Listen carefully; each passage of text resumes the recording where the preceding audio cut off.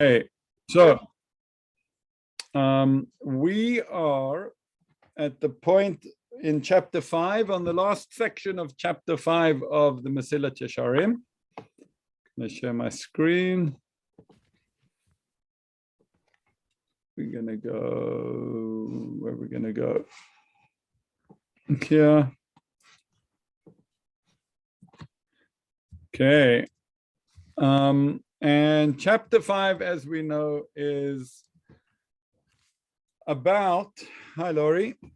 Chapter 5 is about what are the things that cause us to not take responsibility, not to be watchful for ourselves. And if you remember, the first two ideas that we spoke about were cynicism and busyness, cynicism, and now this last one that we're going to discuss today is bad company. So I should leave straight away. Yes, yes. Okay. Actually, when I Googled a picture for bad company, I was, picturing some guy, thug, smoking a cigarette and looking very vicious. But I found actually a very popular heavy metal band called Bad Company. So no jokes, that's Bad Company. They look like pretty nice guys, actually. Now, what's so bad about bad company? So what is so bad is that what the Ramchal, the book says, we can see many times, even after the truth of a man's duty for divine service. By the way, apology. Sometimes when I have a bit more time, I try to edit the text to make it more man and woman, but he wrote it in the 16th century. I don't think anyway. So yes, for people, right? The truth of a person's duty for divine service and watchfulness, or if it has been established by him, he becomes lax in it or transgresses certain commandments so that his friends do not mock him, or in order to be able to mingle freely in their company. Social acceptance is an incredible power. It's an incredible need that we all have, and it's something that most people are willing to forgo even what they know to be right in order to gain social acceptance. And of course, we're a bit of a mature crowd, but and it's of course this is throughout life changes. As a child, it's incredibly powerful. As we get older, what did she say? Eleanor.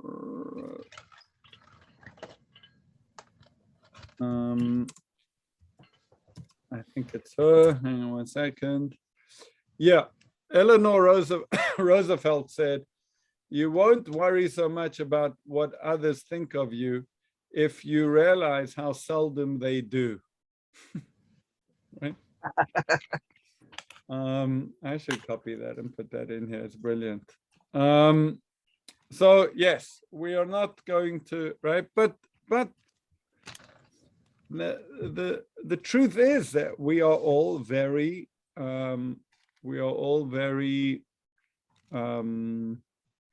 motivated, I would say subconsciously, most of the time, to fit in, to get social acceptance, to get affirmation by others, to feel part of the crowd.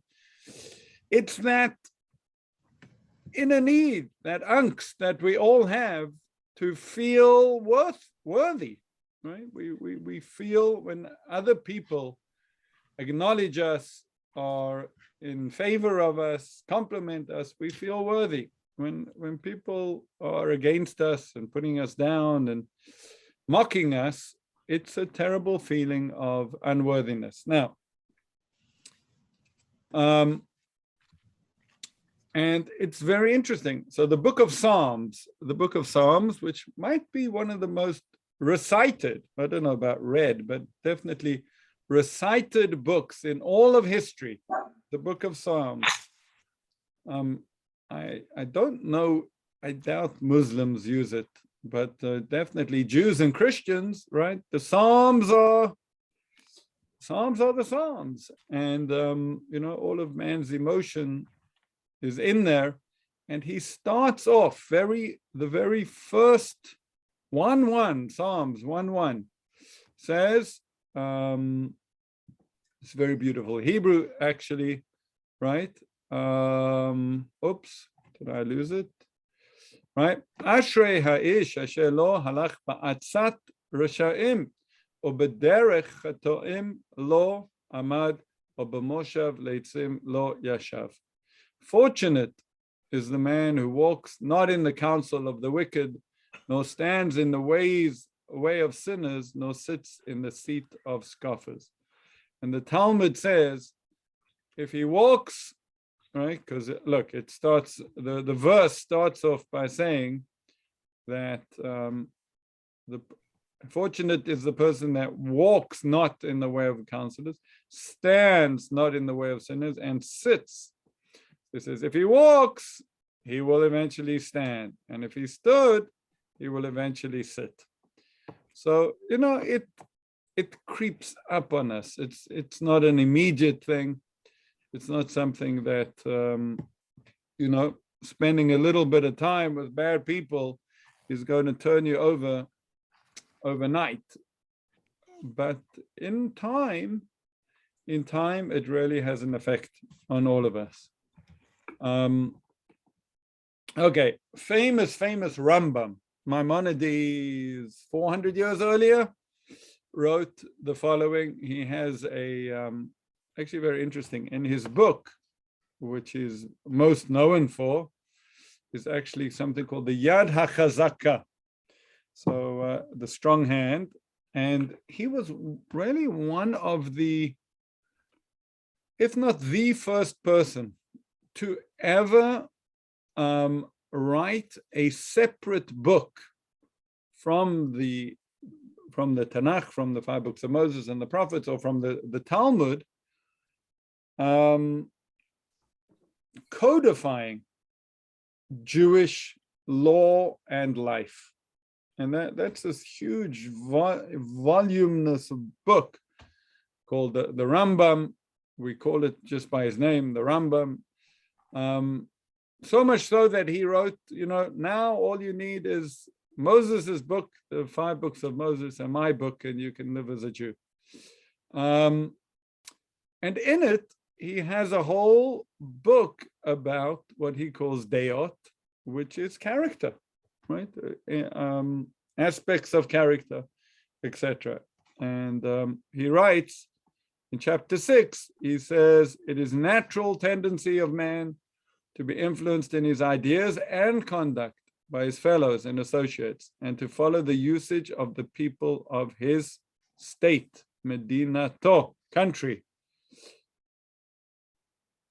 Assimilation, says the Rambam, assimilation, don't be shocked by assimilation. It is a natural tendency. It's going to happen. One should be shocked if it doesn't happen. So, says the Rambam, and this is now the famous bit, says the Rambam, continues, and he says, likewise, if a man be in a state, in a country, a place where evil customs prevail and where the people are not following the righteous ways, should go to a place where the inhabitants are righteous and follow the good way. Leave, go, join the people. Right. I have to tell you that when we left South Africa, which we really left because education of our children was very important, even though Johannesburg seemed to offer what would have been fine. But my wife didn't want to go to Johannesburg because of the danger. So we came to live in America. And my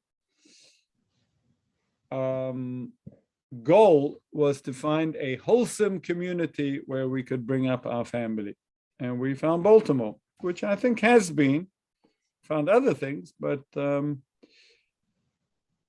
in the big picture, it definitely has been that. It's been a wholesome place to bring up our family. So go to a good place, find a good place. Now, if all the states, all the places known to him, or if which intelligence reached him, knowledge reached him, right? Be followers of a path which is not good, even as it is in our time, says the Rambam. What community, which city are you going to go to where people are righteous? Or if he is unable to migrate to a state whose rules of conduct are good, either on account of military operations, very dramatic, the translation here. It means, it's not safe there, or on account of illness, there's a pandemic, right? There's an epidemic there, you can't go there. He should isolate himself and live in seclusion. Even as it is said on the subject, let him sit alone and keep silence in Lamentations. And, continues the Rambam, if the inhabitants of his place be evildoers and sinners who deny him the right of residence in the state unless he become assimilated with them, you may no longer practice as a Jew. You can live here, but you can't practice as a Jew. And follows their evil conduct. He should go forth and dwell in caves or cliffs or deserts, but not accustom himself in the way of the sinners. Even as it said on the subject, oh, that I were in the wilderness, in a lodging place of wayfaring men. Jeremiah. So, says the Rambam, it's very extreme, that this is so important that one has to, even if there are no other options, live in seclusion and live very secluded, run to the deserts. It's interesting, in the Rambam's time, they didn't have communication like we have today. They didn't have the internet. They didn't have, right? And he wrote this. The question is, what do we do today? Our place where we live is very much, it's become a global village, right? Through the internet, we're able to use it for such good things as learning Torah together, etc., in our own places all over the place. But one has to stop and think, what is the Trade-off. of payoff, right? What's the effect? Trade-off. What's the effect on ourselves for being exposed to things that most of us don't want to be exposed to, I would imagine, on an average day. You'll see that I was looking for a picture of a leopard earlier when I was preparing the class. And, I Googled leopard images. You don't want to know what came up. It was unbelievable, right? All these leopard bikini. I was like, no, that's not the leopard I want. I want a real leopard, right? So,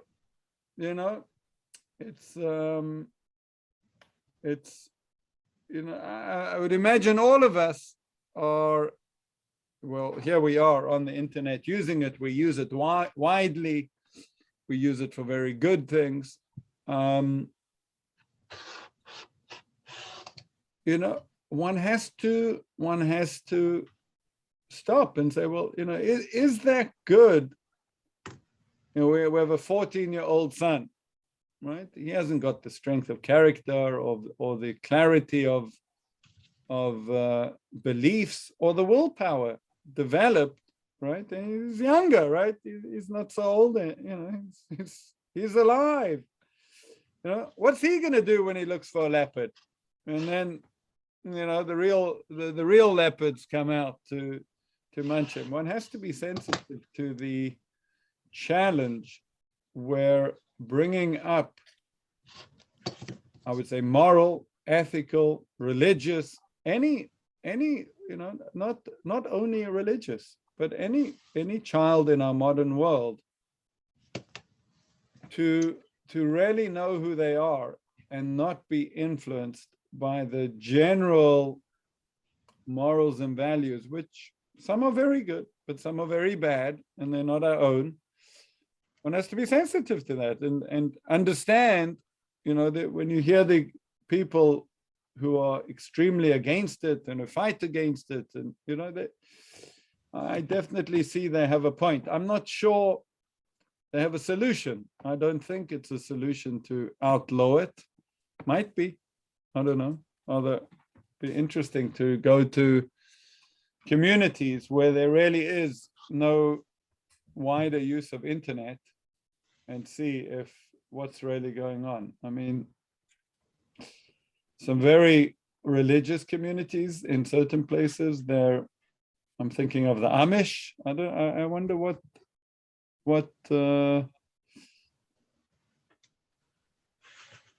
how they deal with it.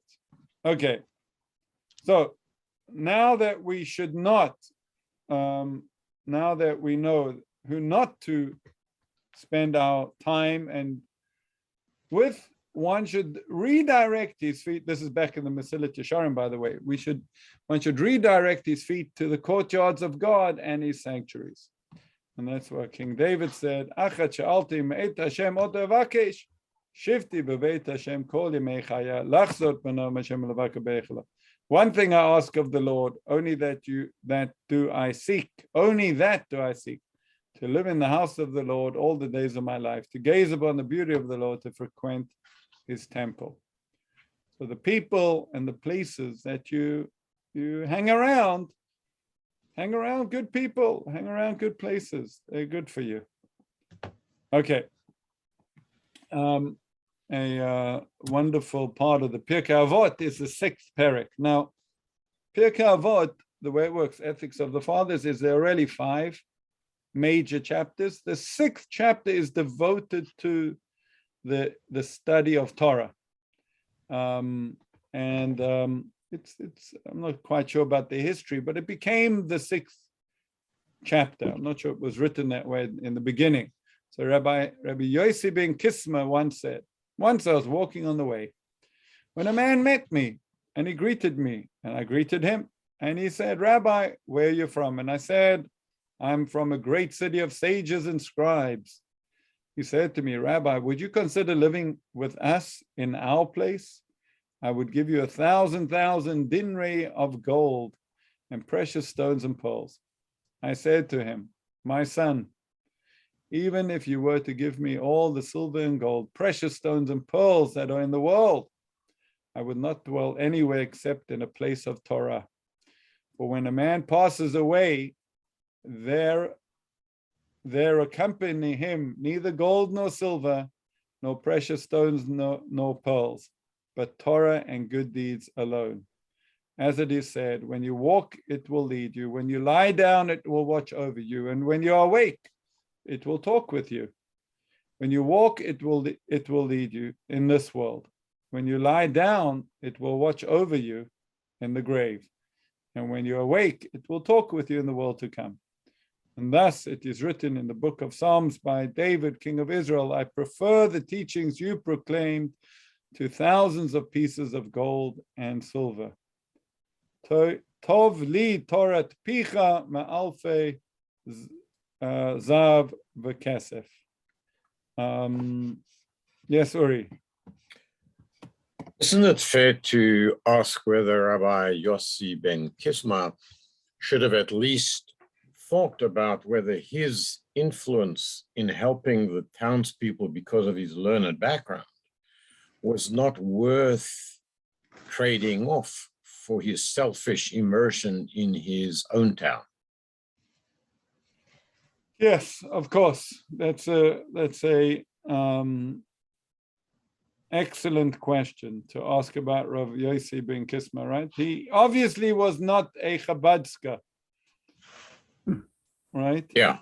And this is used, Rabbi Dessler, who we are familiar with somewhat, Rabbi Dessler uses this piece, and he actually was of the opinion that one should follow this, and one should not leave one's place and go to a place that one is not surrounded by, a majority of good influences. He says, invite people in, he says, not so practical. So yes, this is definitely part of the, I would say, the conversation, right? I don't know how Chabad really deal with it.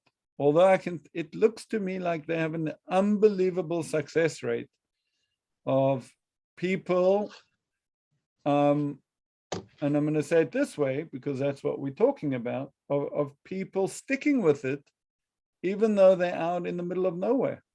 And their children stick with it, right? Absolutely. And it's unbelievable. Sholem Schwartz, who you know well, right? He started Aisha Toronto, Aisha Torah in Toronto, and it's a very successful branch of Aisha Torah. And at the same time, there was a Chabad guy.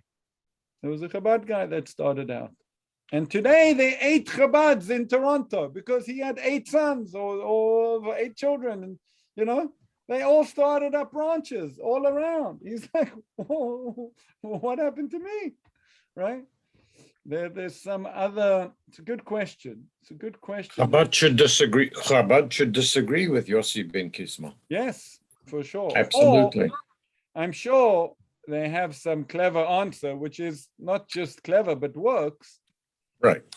That where they go, it's like an embassy. They don't really ever leave Chabad. They are connected. They keep their garb. They keep their traditions. They're very clear about who they are and what they stand for, and therefore, able. But yes, of course, it's very risky. It's very risky to leave a place, and we do see.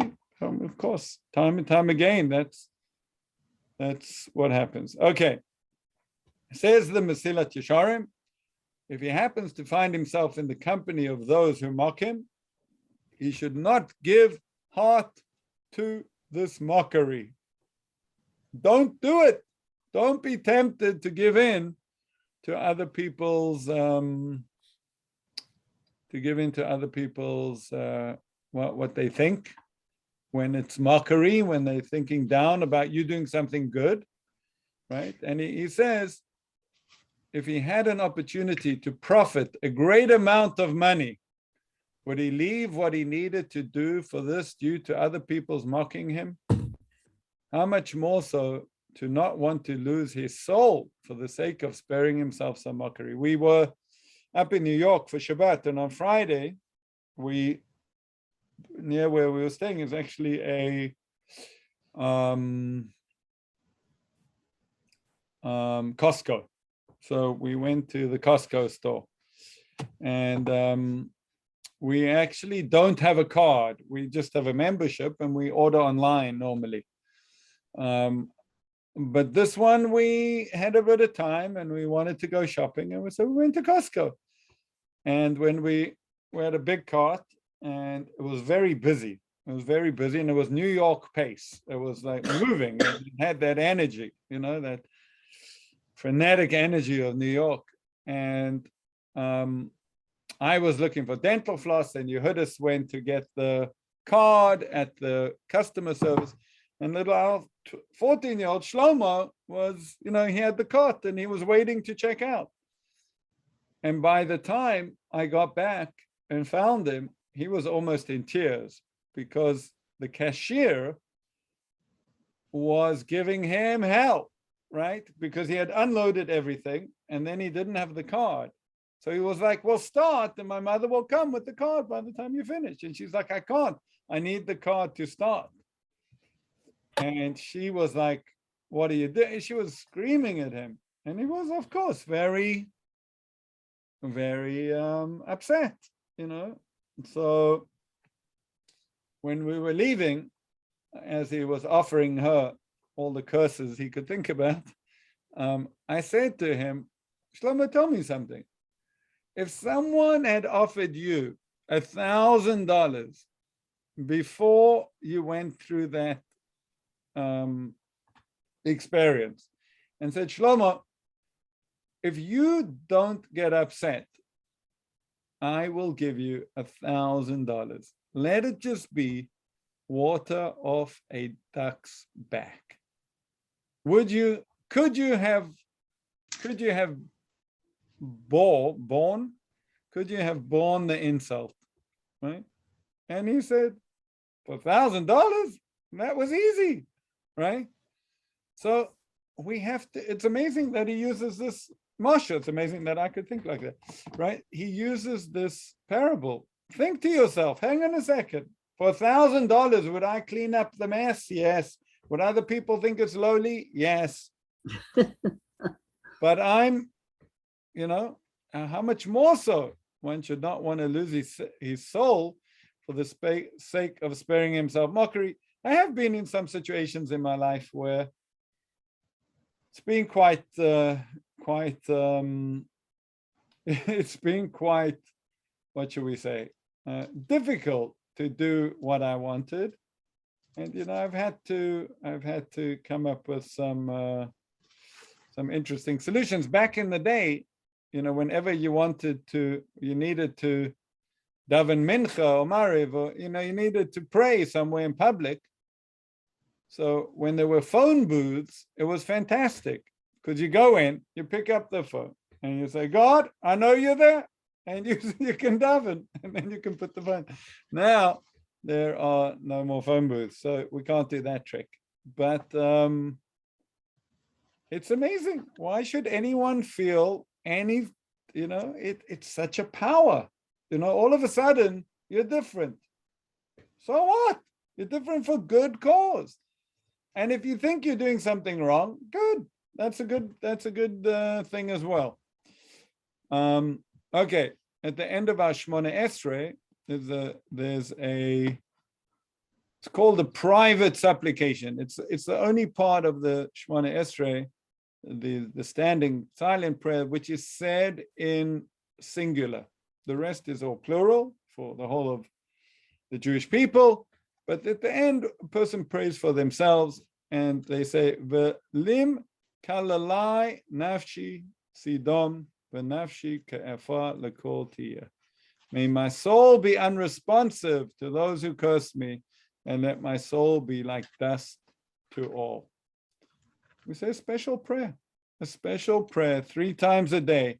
God, help me not to be too sensitive to those that curse me, right? Help me to be like dust, where everyone treads on dust, but the dust not affected, right? Be unaffected by others.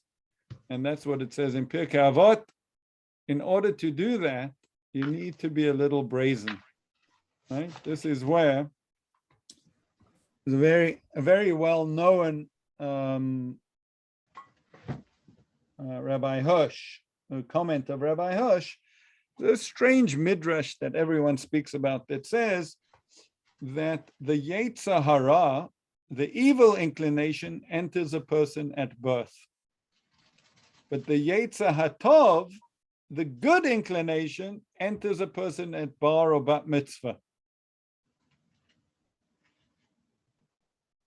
And there are many commentators that try to explain what this midrash means. And Rabbi Hirsch says, hang on a second. Have you never seen a 6, 7, 8-year-old do a beautiful deed? Sometimes when they help, or they can be so special and do such nice things. What do you mean? They're all evil until bar and bat mitzvah? Don't know how to do a good deed. So he says, I'll tell you what it means. He says, really, what is the Yetzer Hara? What is the evil inclination? He says, it's not that there are such things that we have that are inherently evil. What's evil is when you don't know when to use them, when you don't have what's called dat. That's what happens at bar and bat mitzvah. Dat means to be able to discern, right? That's why we put Havdalah in the fourth blessing of the Shemona Esrei in Atachon and Adanda, because you can't discern. So a child can't discern when to be kind and when not to be kind, when to be brazen and when not to be brazen. That you need to be an adult for. So brazen, right? Brazenness, azut, right, is chutzpah. It's chutzpah. We all think chutzpah is terrible. We don't like chutzpahdik people. But nevertheless, in Pirkei Avot, in Ethics of the Fathers, it says, be brazen as a leopard to do the will of your Father in heaven. Meaning, sometimes it takes a little bit of chutzpah to, even though the people around you are not according to you and, behaving correctly, or you want to do something which you are not familiar with, or you think they're going to laugh at it. Be brazen. Be brazen. You can be proud. You can be very proud to be Jewish, to do your Jewish things, to hold up the Torah, to be moral. That's what it says in Psalms. I will speak of your testimonies before kings and will not be ashamed. And says the Mesilat Yesharim, even though most kings' occupation and speech is in the matters of grand accomplishments and pleasures, and David, who was also a king, would seem to be embarrassed to speak words of Torah and ethics while in their company instead of the great feats and pleasures like them. Nevertheless, he did not care at all. And rather, I will speak of your testimonies before kings and will not be ashamed. All right, ladies and gentlemen. Rabbi? Yes. I'd like to give an example of brazenness. Okay. When Beverly and I were in touring China, and we wanted to do some touring inside. So we went to this huge rail station, right? All you saw was black heads. You got the feeling of the bigness of the population. And it was time to do chakras. And so I looked around me and, it was like, I'm not sure where to go. So I went to the further side of where the crowds were, but it was still fairly crowded. So I later fill in and put everything on and davened, and I thought, why am I doing this? Because I was really making a statement to me of my faith, right? My belief in Judaism, And then after, luckily, it went over. Nothing happened. But in retrospect, although it was really quite dangerous, because police got to come up and said, you don't do this here. What religion are you doing? Because I want to amalgamate everybody together. And I thought that even though it's brazen, it was maybe was a bit too risky. But whether I should have done it or not. Mm-hmm. So. Okay.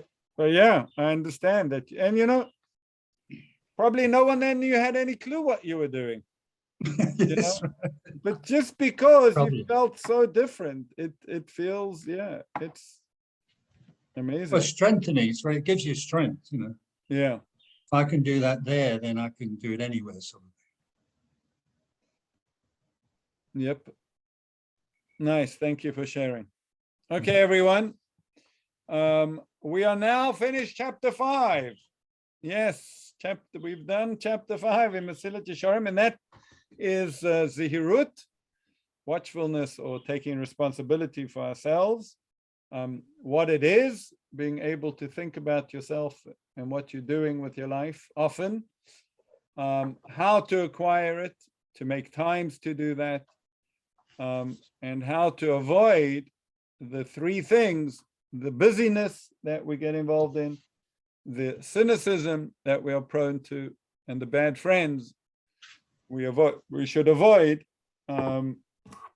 That is the section on Zihirut, on this section. And next week we will start what's called Zrizut, which is a different character trait to be defined and analyzed in the same way, and very appropriate for Pesach as well.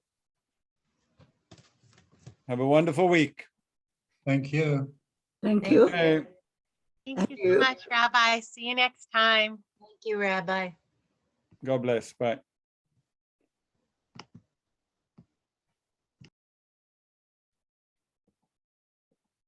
Don't look so sad. I know that Jill left, but I'm going to, well, let me stop